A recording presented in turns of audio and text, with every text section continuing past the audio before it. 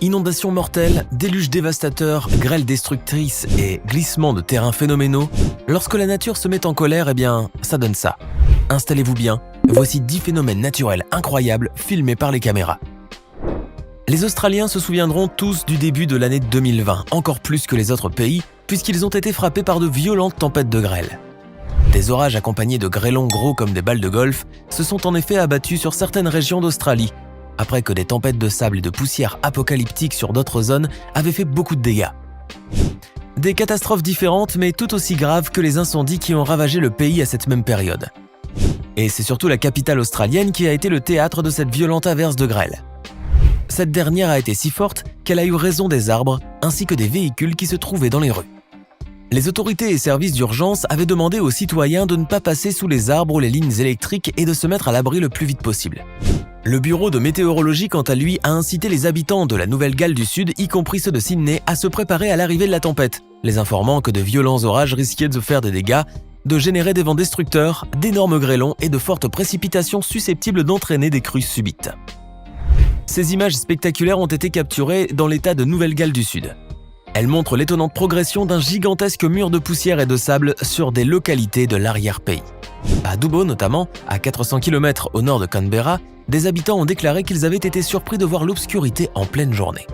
En novembre 2020, les Philippines ont été frappées par Vamco, le 3e typhon à toucher le pays asiatique en peu de temps.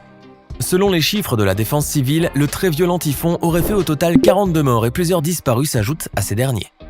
De nombreuses régions de l'archipel ont subi d'importantes inondations provoquées par des pluies torrentielles, notamment à Manille et dans plusieurs provinces voisines de la capitale. Et ce n'est pas tout.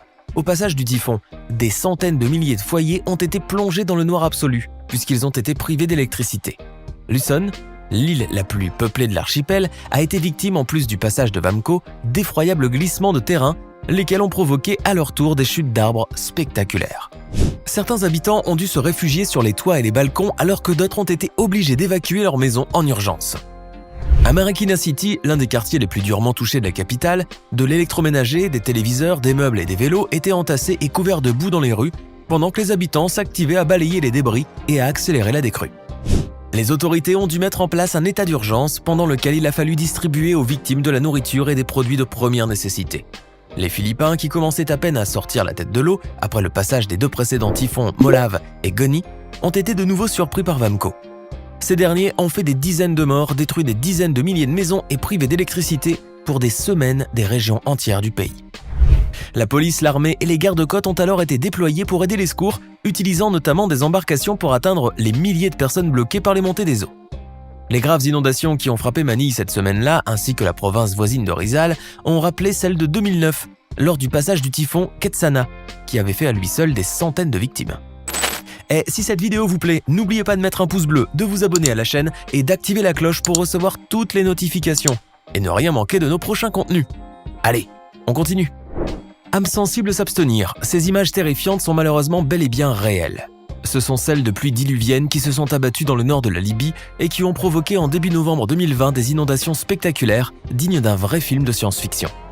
Dans le secteur d'Al-Baïda, 4e plus grande ville du pays qui comprend une population d'environ 250 000 habitants, ces inondations ont sinistré des centaines d'habitations, de commerces et ont emporté avec elles des centaines de véhicules.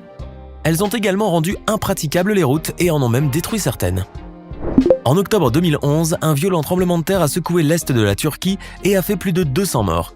De puissantes secousses de 7,2 sur l'échelle de Richter ont touché à 13h41 la région de Van, une ville de 400 000 habitants, provoquant ainsi de très importants dégâts et un énorme mouvement de panique. Pas loin de là, à R6, un district situé à 103 km de Van, de nombreuses personnes se sont retrouvées complètement ensevelies sous les ruines. Le plus effarant, c'est que, dans la soirée en question, plus de 100 répliques ont été dénombrées, dont la plus importante a été mesurée à 5,7, poussant une bonne partie de la population à passer la nuit sur les trottoirs, par crainte d'autres secousses. D'autres personnes en sont même venues à quitter la ville pour éviter de rester exposées au danger plus longtemps. Le bilan humain atteignait dès les premières heures les 217 morts et 1090 blessés. Au moins 100 corps ont été retrouvés sous les décombres d'une dizaine d'immeubles dans le centre-ville de Vannes et 117 dans la localité d'R6. Ces centaines de personnes ont été enfouies sous les gravats et les ruines des bâtiments dans cette région, la plus sévèrement touchée, où environ 80 bâtiments résidentiels ainsi qu'un dortoir d'étudiants n'ont pas résisté à la force du tremblement de terre et se sont effondrés. Les images glacent le sang. En 2008, les États-Unis ont connu le Super Tuesday de 2008, une série de tornades qui ont principalement touché le sud des États-Unis et la basse vallée de l'Ohio. Les États du Missouri, de l'Illinois, de l'Arkansas, de l'Alabama et du Tennessee figuraient ainsi parmi les régions les plus touchées. La série de 87 tornades a eu lieu de 15h de l'après-midi du 5 février jusqu'au matin du 6 février. Au total, près de 57 personnes ont perdu la vie dans 4 États et 18 comtés différents, et des centaines d'autres ont été grièvement blessés. Suite à cela, les États-Unis ont dû mettre la main à la poche puisque les dommages occasionnés par les tornades ont été estimés à plus de 500 millions de dollars. Lorsque l'on voit ces images, on comprend pourquoi. Sachez que ce que vous allez voir maintenant peut être considéré comme la catastrophe du siècle. Le 11 mars 2011, à 14h46, le Japon a été frappé par un séisme d'une magnitude record de 9,1, survenu au large des côtes nord-est de l'île de Honshu. Il s'agissait de la 7e secousse la plus puissante enregistrée dans le monde. Le tremblement de terre a ensuite donné naissance à un énorme tsunami. Les vagues d'une dizaine de mètres de haut ont enseveli la côte pacifique de Tohoku et ont principalement endommagé la centrale nucléaire de Fukushima Daiichi, dont les réacteurs sont entrés en fusion et le système de refroidissement principal a été mis hors service. Ce fut l'un des pires accidents qu'a connu le pays insulaire depuis la catastrophe de Tchernobyl. La triple catastrophe meurtrière a coûté la vie à 18 500 personnes au total, dont 90% sont mortes noyées. L'eau a parcouru jusqu'à 10 km à l'intérieur des terres, ravageant près de 600 km de côtes et détruisant de nombreuses villes et zones portuaires. À Tokyo, situé à quelques 380 km de distance de l'épicentre, les constructions ont été agitées pendant environ 2 minutes et la plupart des résidents se sont hâtés dans les rues. Les transports ont été suspendus, provoquant un désordre général dans la ville. Il y eut même un important incendie qui a dévasté une raffinerie dans la banlieue de la capitale. Mais le pire dans tout cela reste l'accident nucléaire de Fukushima. Outre le séisme, d'une amplitude record, c'est principalement le violent tsunami provoqué par ce dernier qui a entraîné les dégâts les plus importants dans le nord-est du pays. Dans la nuit du drame, les Japonais redoutaient un risque de fuite radioactive autour des centrales nucléaires de Fukushima. La catastrophe et ses impacts environnementaux et sanitaires sur la faune et la flore ont eu de graves séquelles sur l'industrie nucléaire mondiale, ainsi que des conséquences majeures au Japon pour la centrale, les populations locales, l'approvisionnement électrique ainsi que l'industrie nucléaire nationale. Les habitants de l'île japonaise de Honshu se souviendront malheureusement longtemps du 27 septembre 2014, un jour noir puisque le volcan du mont Ontake, qui était jusque-là endormi, est entré en éruption de manière subite. Le mont Ontake, qui est situé à environ 200 km au sud-ouest de Tokyo et qui culmine à 3067 mètres entre les préfectures de Nagano et Gifu, a projeté dans l'air des cendres et des pierres qui ont été fatales pour plusieurs dizaines de personnes.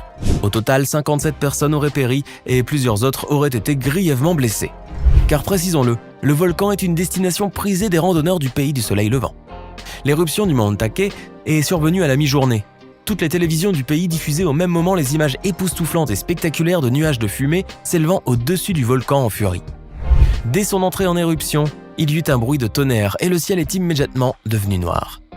D'après un témoin qui dirige une auberge de montagne près du sommet, il y avait ce jour-là au moins 15 cm de cendres au sol et de la fumée à plus de 10 000 mètres d'altitude.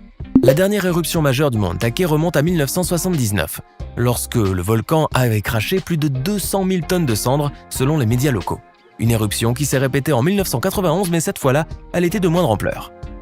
En août 2017, la Suisse a été au cœur d'une énorme catastrophe naturelle. Près de Bondo, dans le canton des Grisons, à la frontière italienne, s'est produit un incroyable glissement de terrain suivi d'une coulée de boue ahurissante, après un premier éboulement qui s'est produit 2 jours plus tôt.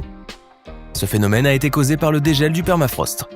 Des terrains gelés depuis des millénaires, lui-même activés par le réchauffement climatique.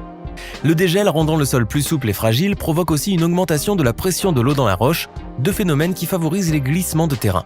Les sortes d'ondes ou de vibrations qui se sont produites par l'éboulement équivalaient à un séisme de magnitude 3. Au même moment, 8 randonneurs se trouvaient près de la catastrophe, ils n'ont jamais été retrouvés. Le glissement de terrain a ainsi dévasté une grande partie du village alpin de Bondo, où l'énorme coulée de boue a provoqué des dégâts désastreux. Les habitants qui avaient pu rejoindre leurs habitations après le premier glissement de terrain ont dû être évacués de nouveau. Selon la police cantonale des Grisons, le niveau de boue atteignait par endroits le toit des maisons.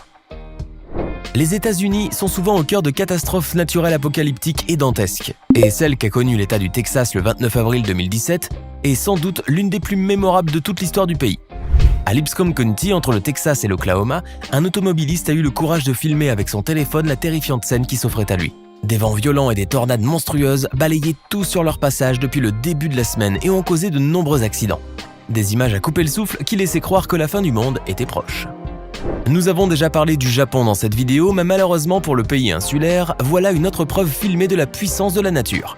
Un tremblement de terre qui s'est produit en avril 2016 cette fois, a été sans aucun doute l'un des plus puissants et des plus destructeurs de l'histoire du pays.